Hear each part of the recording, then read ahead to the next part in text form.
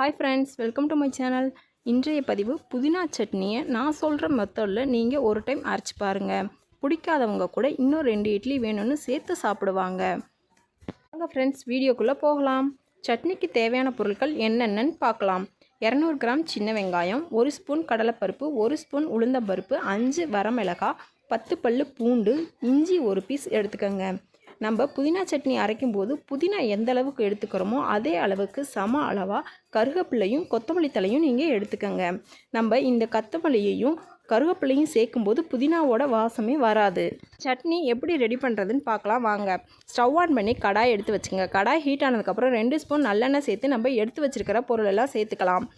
உளுந்தம்பருப்பு, கடலைப்பருப்பு, இஞ்சி, வெள்ளைப்பூடு, வரமிளகாய் சேர்த்துக்கோங்க. அது ஃப்ரை ஆனதுமே சின்ன வெங்காயத்தையும் சேர்த்துக்கோங்க.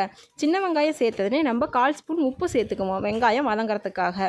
வெங்காயம் நல்லா கண்ணாடி பதத்துக்கு வதங்கணும். அப்படி வதங்கினா தான் நம்மளுக்கு சட்னியோட டேஸ்ட்டே கிடைக்கும்.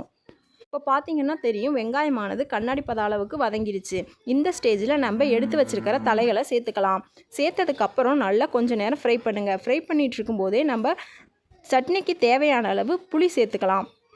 சேர்த்ததுக்கப்புறம் 2 நிமிஷத்தில் ஆஃப் பண்ணிவிட்டு நம்ம ஒரு பிளேட்டுக்கு ட்ரான்ஸ்ஃபர் பண்ணிடலாம்.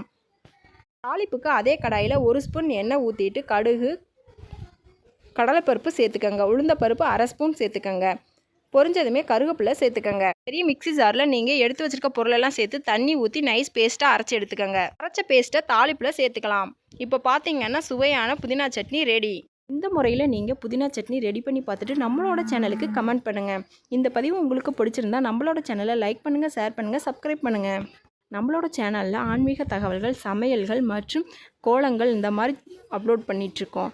நீங்கள் நம்மளோட சேனலை விசிட் பண்ணி பாருங்கள். ஓகே ஃப்ரெண்ட்ஸ், தேங்க்ஸ் ஃபார் வாட்சிங்.